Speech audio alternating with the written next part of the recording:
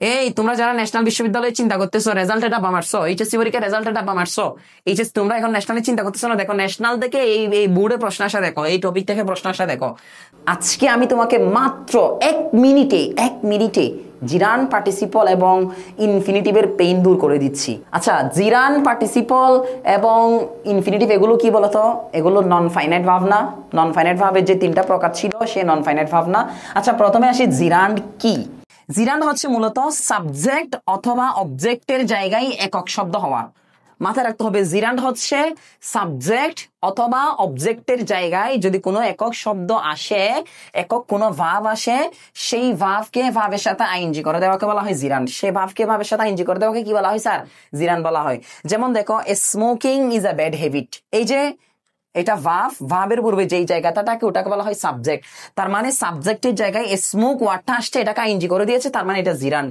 আমরা জানি এই যে আই লাভ প্লেইং ক্রিকেট, আমি কি পছন্দ করি? প্লেইং ক্রিকেট, ক্রিকেট খেলা পছন্দ করি।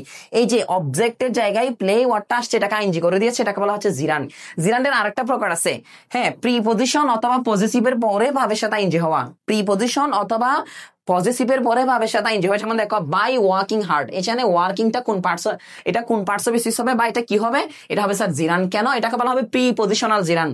বা আমাদের কিসের পরে আছে? প্রিপজিশনের পরে বসছে। এরপরে দেখো, মাই ডান্সিং ইজ হিলারিয়াস, হ্যাঁ, এই যে দেখো মাই ডান্সিং, এই যে ডান্সিং আইএনজি যুক্ত হয়েছে পজিটিভের পরে। আমরা জানি পজিটিভের পরে যদি আইএনজি যুক্ত হয় সেটাকে বলা হচ্ছে স্যার জিরান্ড। কি বলা হচ্ছে স্যার? জিরান্ড। এরপরে আসি পার্টিসিপল। একই রকম, একই সাবজেক্টের অধীনে দ্বিতীয় ভার্ব আসা এবং ওই দ্বিতীয় ভার্বটা যদি সাবজেক্ট নিজে কাজ করা বোঝায়, ওই দ্বিতীয় ভার্বটা যদি সাবজেক্ট নিজে কাজ করা বোঝায়, তাহলে আমরা তাকে বলছি পার্টিসিপল। কত প্রকার পার্টিসিপল আছে জানার দরকার নাই তোমাকে, এই দুই প্রকার পার্টিসিপলের ভিতরেই থাকবে সবকিছু, মাথায় রাখতে হবে। তাহলে দেখো, দ্বিতীয় সাবজেক্টের অধীনে একটা সাবজেক্টের অধীনে দুইটা ভার্ব, মানে দেখো তো, আই স, এই যে একটা ভার্ব আছে অলরেডি, আরেকটা ভার্ব যখন আসবে ওটাকে আমাদের নন ফাইনাইট বানাইতে হবে। তোমরা যখন সিম্পল কমপ্লেক্স কম্পাউন্ড পড়বা, সেখানে একটা কথা পড়বা, সিম্পল সেন্টেন্সে একটা সাবজেক্টের অধীনে একটা ফাইনাইট ভার্ব থাকতে পারে। অর্থাৎ আই এর অধীনে স চলে আসছে, আমার আর কোনো ফাইনাইট ভার্ব আসতে পারবে না, সেটাকে নন ফাইনাইট বানাই দিতে হবে। স্যার, নন ফাইনাইট বানাতে যদি সাবজেক্ট কাজটা নিজে করে, এই যে এদিকে দেখো হারটা আছে না, তাহলে ওই মেয়েটা নিজে নাচতেছিল। কি করতেছিল স্যার? নিজে নাচতেছিল। তার মানে এটা এখানে আমার কি করে দিতে হয়েছে? আইএনজি করে দিতে হয়েছে, যদি নিজে কাজটা করে। আবার একইভাবে দেখো, একই সাবজেক্টের অধীনে দ্বিতীয় ভার্ব আসলে সাবজেক্ট কাজ নিজে না করলে, ওই ক্ষেত্রে যে যাকে আমি সাবজেক্ট বা অবজেক্ট ধরতেছি সে যদি কাজটা নিজে না করে, যেমন দেখো, purified water is safe for health, এই যে এদিকে তাকাও, এখানে ওয়াটারের কথা বলেছে। বলতো, ওয়াটার কি নিজে নিজে পিউরিফাই হয়? ওয়াটার কি নিজে নিজে পিউরিফাই হয়? এটা কিন্তু অন্যজনে পিউরিফাই করে। তার মানে এটা কি হচ্ছে স্যার? আমাদের ওয়াটারের এই পিউরিফাইডটা আমাদের ভিতরি করে দিয়েছি, মাথায় রাখতে হবে। তাহলে পার্টিসিপল দুই প্রকার হয়, ভাবের সাথে আইএনজিও হয়, ভিতরিও হয়। ভাবের সাথে আইএনজি হবে যখন সাবজেক্ট কাজটা নিজে করবে, আর ভিতরি হবে যখন নিজে করতে পারবে না। পিউরিফাই নিজেকে নিজে করতে পারবে না ওয়াটার, এই জন্য এটা আমরা করেছি। ইনফিনিটিভ একদম ইজি। বাংলা বাক্যের মধ্যে ত একার তে থাকে না, করতে, যেতে, কেতে, মারতে, ধরতে, যততে আছে সবতে বুঝাতে টু প্লাস ভাবের বেসম। যেমন দেখো তো, I have to go to school, এই যে আই হ্যাভ টু গো, আমাকে যেতে হবে, আমাকে স্কুলে যেতে হবে। এরপরে দেখো, মডালস অথবা কজেটিভ ভাবের পরে যদি অবজেক্ট থাকে, পজিটিভ ভাবের পরে কিন্তু অবজেক্ট থাকতে হবে। পজিটিভ ভাবের পরে যদি অবজেক্ট না থাকে সেক্ষেত্রে হবে না। যেমন এক্সাম্পল দেখে আমি যদি বলি, আই লাইক সুইমিং, এখানে কিন্তু লাইকটা কি বলতো, লাইকটা একটা পজিটিভ ভার্ব, কিন্তু আই লাইক এর পরে যদি অবজেক্ট না থাকে সেখানে কিন্তু আইএনজি দিতে হবে। কেন? আমরা জানি ভাবের পরে ট্রানজিটিভ ভাবের পরে যেটা অবজেক্টের জায়গায় যদি কোনো ভার্ব বসে সেটাকে আমরা কি বলি? এই যে অবজেক্টের জায়গায় যদি কোনো ভার্ব বসে সেটাকে আমরা জিরান বলি। জিরান করে দিতে ভাবের সাথে আইএনজি করে দিতে হয়। কিন্তু যদি এটার পরে কোনো অবজেক্ট থাকে, যেমন দেখো, হি অলওয়েজ হেল্পস মি, এর পরে যখন কোনো ভার্ব আসে, পজিটিভ ভার্ব আসে, সেটাকে বেস ফর্মে লিখতে হবে। এই ছিল তাহলে আমাদের ইনফিনিটিভ, জিরান্ড এবং পার্টিসিপল নিয়ে যাবতীয় আলোচনা। শুধু 2024-25 সেশনে কি পরিমাণ প্রশ্ন আসে শুধু দেখো এই টপিক থেকে। যেমন প্রথম টপিকটা, dead book you see on the table belongs to me. দেখো তো, ডেড বুক ইউ সি, আমরা জানি ইউ সির পরে আমাদের এখন একটা কি লাগবে স্যার? বলো, আমাদের এখন একটা পার্টিসিপল লাগবে। কি লাগবে? পার্টিসিপল লাগবে। এখন এই জায়গায় পার্টিসিপল আমরা জানি আইএনজি করে দিতে হয়। লেইং হবে নাকি লাইং হবে, এই জিনিসটা একটু বুঝতে হবে তোমাদেরকে। লেইং আর লাইং এর মধ্যে পার্থক্য আছে।